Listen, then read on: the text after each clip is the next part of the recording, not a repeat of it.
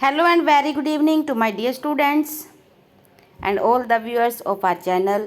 आप सबका एक बार फिर से स्वागत है हमारी नई वीडियो पर, जिसमें हम आज संविधान निर्माण class 9th civics lesson number 2 का भाग 2 पढ़ेंगे। कल हमने दक्षिण अफ्रीका और उसके संविधान के बारे में जाना।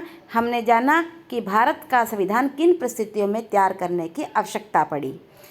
कल हमने ये भी जाना कि संविधान का निर्माण, भारत के संविधान का निर्माण एक संविधान सभा ने किया। आज हम वहीं से अपना ये भाग कंटिन्यू करेंगे। तो सबसे पहले बात आती है कि संविधान सभा क्या होता है। हमने जो भी इम्पोर्टेंट पार्ट्स हैं, इसके सब पार्ट्स हैं, उनको हाईलाइट कर दिया है, जहाँ पर तथ्य हैं और जहाँ से इस लेसन को हम बेहतरीन ढंग से समझ सकते हैं और जहाँ से आपके पास एग्ज़ाम में क्वेश्चंस अवश्य आएंगे। तो सबसे पहले है संविधान सभा किसे कहते हैं। चुने गए प्रतिनिधियों की जो सभा संविधान को लिखने का कार्य करती है उसे संविधान सभा कहते हैं। और भारत का संविधान किसने लिखा? संविधान सभा ने लिखा। वो संविधान सभा जिसके लिए चुनाव जो थे वो जुलाई 1946 में हुए और संविधान सभा की पहली बैठक दिसंबर 1946 को हुई। लेकिन उसके बाद भारत दो हिस्सों में बंट जाता है, भारत और पाकिस्तान, जिस वजह से संविधान सभा के अंदर सदस्यों की संख्या जो 389 थी अब वो 299 रह जाती है। अब 299 व्यक्ति ही संविधान लिखने का कार्य करते हैं।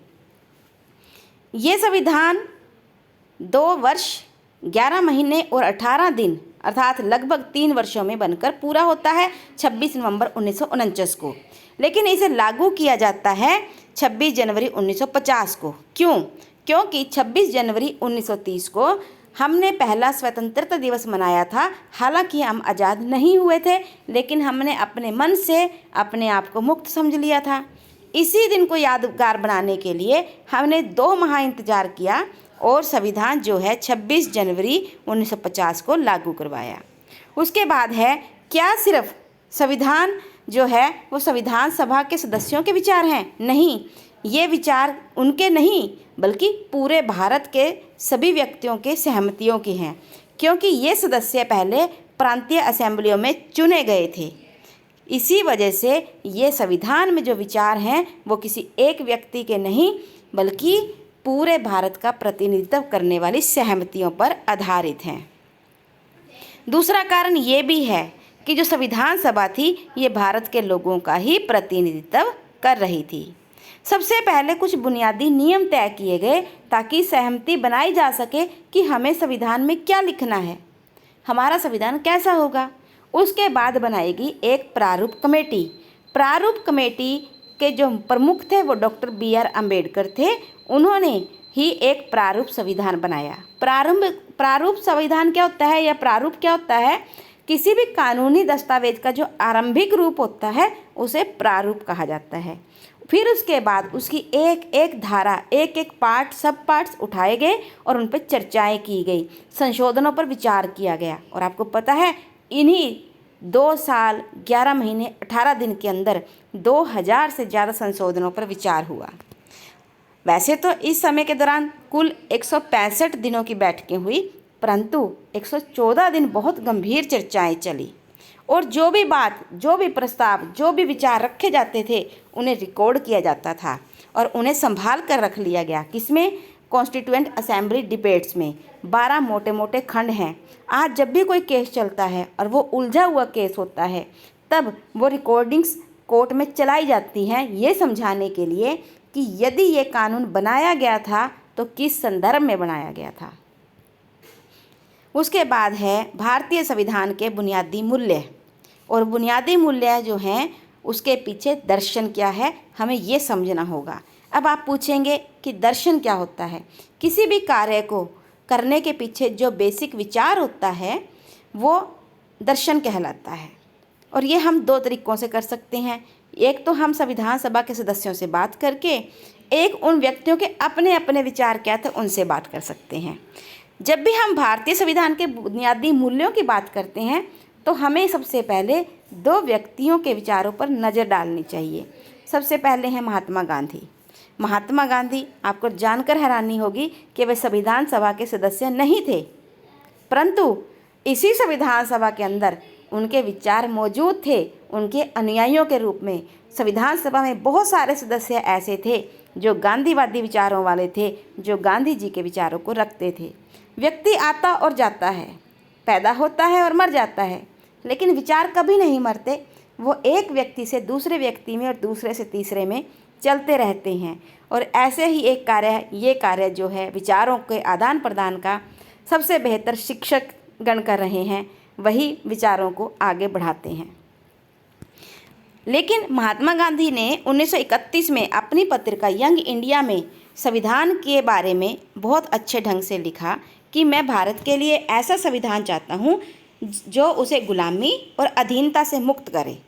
मैं ऐसे भारत के लिए प्रयास करूँगा जिसमें सभी गरीब व्यक्ति भी इसे अपना माने और देश को बनाने में भागीदारी दें। दूसरा हम विचार करेंगे डॉक्टर BR अम्बेडकर जी के बारे में, क्योंकि उनका सपना था भेदभाव और गैर बराबरी मुक्त भारत का। उन्होंने संविधान के निर्माण में बहुत ही महत्वपूर्ण भूमिका निभाई थी। उसके बाद है संविधान का दर्शन, यानी कि बेसिक विचार, जो बुनियादी मूल्य थे उनकी बात करें तो हमें देखो बहुत सारा संघर्ष करना पड़ा है स्वतंत्रता प्राप्त करने के लिए। और स्वतंत्रता प्राप्त करने में हमारा सिर्फ एक विचार नहीं था कि हमें अंग्रेज़ों को भारत से भगाना है, नहीं, हमें भारतीयों को जगाना भी है, उन्हें प्रेरणा भी देनी है, प्रेरणा और लेनी भी है।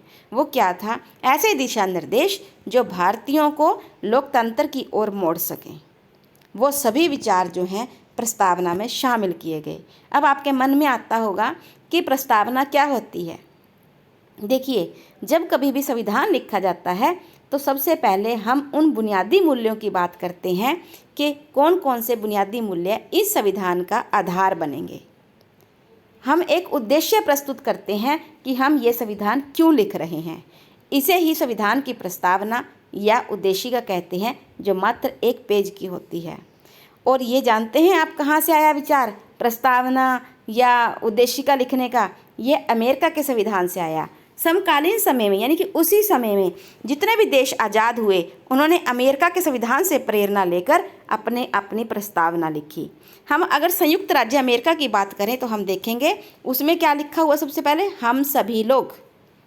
ये हम सभी लोग मतलब सभी अमेरिका के लोग। अगर दक्षिण अफ्रीका की बात करें तो वहाँ भी लिखा है हम दक्षिण अफ्रीका के लोग। ऐसे ही जब बात आती है भारत की तो उसमें भी एक बहुत खूबसूरत सी प्रस्तावना हमारे समक्ष आती है, जिसमें लिखा गया है भारत का संविधान, उद्देशिका, फिर लिखा है हम भारत के लोग, अर्थात हम सभी व्यक्ति जो भारत के नागरिक हैं, ये अपने प्रतिनिधियों के माध्यम से संविधान लिख रहे हैं। किसी भी बाहरी व्यक्ति का इसमें कोई हाथ नहीं है। भारत को एक संपूर्ण प्रभुत्व संपन्न, आपको ये शब्द बहुत अच्छे से समझ लेने हैं। अगर आपको ये शब्द समझ आ जाएंगे तो आगे सिविक्स का रास्ता आपके लिए बहुत आसान हो जाएगा। प्रभुत्व संपन्न का अर्थ है कि भारत के निर्माण में जितने भी फैसले लिए जाते हैं वो भारत के लोगों के द्वारा और भारत की सरकार के द्वारा लिए जाते हैं। बाहरी शक्ति का कोई हाथ नहीं है। समाजवादी का अर्थ होता है कि देश के अंदर जितनी भी संपदा है वो सभी की है और इसका बंटवारा भी समान रूप से होना चाहिए। पंथ निरपेक्ष, जिसे हम धर्मनिरपेक्ष भी कह सकते हैं, भारत की सरकार धर्मनिरपेक्ष है। सरकार का अपना कोई धर्म नहीं है, उसके लिए सभी व्यक्तियों का धर्म जो है समान है। कोई भी व्यक्ति किसी भी धर्म का पालन कर सकता है। लोकतंत्रात्मक का अर्थ है एक ऐसा स्वरूप जिसमें राजनीतिक अधिकार लोगों को प्राप्त होते हैं और शासक का चुनाव जनता स्वयं करती है। गणराज्य का अर्थ है देश का मुखिया, देश का प्रमुख जो है वो नागरिकों के द्वारा चुना गया व्यक्ति होगा, बनाने के लिए और उसके समस्त नागरिकों को सामाजिक और आर्थिक और राजनीतिक न्याय का अर्थ है कि किसी भी व्यक्ति के साथ धर्म, जाति, नस्ल और लिंग के आधार पर भेदभाव नहीं किया जा सकता। विचार, अभिव्यक्ति, विश्वास, धर्म और उपासना की स्वतंत्रता का अर्थ है आज़ादी, कि नागरिक कैसे भी सोचें और कैसे भी खुद को व्यक्त करें। प्रतिष्ठा और अवसर की समता, यानी कि सभी को अपने व्यक्तित्व का विकास करने के लिए समान अवसर प्राप्त होंगे और उन सब में व्यक्ति की गरिमा और राष्ट्र की एकता और अखंडता सुनिश्चित करने वाली बंधुता होगी। बंधुता का अर्थ है जब हम स्वयं को एक ही परिवार का सदस्य माने। दृढ़ संकल्प होकर अपनी इस संविधान सभा में आज तारीख 26 नवंबर 1949 ईस्वी मिति मार्गशीर्ष शुक्ल सप्तमी संवत 2006 विक्रमी की एतद द्वारा इस संविधान को अंगीकृत, अधिनियमित और आत्म समर्पित करते हैं। ये बहुत ही प्यारे शब्दों के साथ हमारी प्रस्तावना। लेकिन आपको यहाँ एक छोटी सी लाइन दिखाई दे रही होगी कि समाजवादी और पंथ निरपेक्ष शब्दों को 42वें संविधान संशोधन के अंदर 1976 में संविधान की उद्देशिका में जोड़ा गया। ये कोई छोटा मोटा प्रश्न नहीं है, ये बहुत बड़ा बात है और आपको इसको अच्छे से नोट कर लेना है, क्योंकि जब ये क्वेश्चन मान लीजिए पेपर में आ गया तो आप कहेंगे बाहर से आ गया। बाहर से नहीं, एनसीईआरटी की खासियत यही होती है कि यहाँ कोने कोने में भी क्वेश्चंस छिपे होते हैं, बहुत गहरी बातें छिपी होती हैं। उसके बाद हम आगे बढ़ते हैं। संस्थाओं का रूप। संविधान सिर्फ मूल्यों और दर्शनों का बयान नहीं है कि लिख दिया ऐसे होगा वैसे होगा, नहीं। इसका असली मूल्य है जब इसे प्रैक्टिकल रूप दिया जाएगा, संस्थागत रूप दिया जाएगा। और इसमें यह भी नहीं है कि हम संविधान को लकीर के फ़कीर होकर माने। इसमें समय के अनुसार अगर आवश्यकता होगी तो बदलाव भी किए जाएंगे, जैसे कि हमने अभी ऊपर पढ़ा है कि 42वें संशोधन के अनुसार भारत की प्रस्तावना में समाजवादी और पंथ निरपेक्ष शब्द जोड़े गए। ये भी तो बदलाव था ना। तो ये बदलाव विधान पालिका में होते हैं और 2/3 बहुमत के साथ होते हैं और इन्हें कहा जाता है संविधान संशोधन। हमारा संविधान ये भी तय करता है कि भारतीय संविधान में नियम कौन बनाता है, फिर ये तय करता है कि शासकों का चुनाव कैसे होगा, किसके पास कितनी शक्तियाँ होंगी और नागरिकों के पास क्या अधिकार हैं और सरकार के लिए लक्ष्मण रेखा क्या होगी। इसके साथ ही हमारा ये लेसन पूरा हो जाता है। अब हम करेंगे शब्दावली। रंग भेद, जिसमें दक्षिण अफ्रीका की सरकार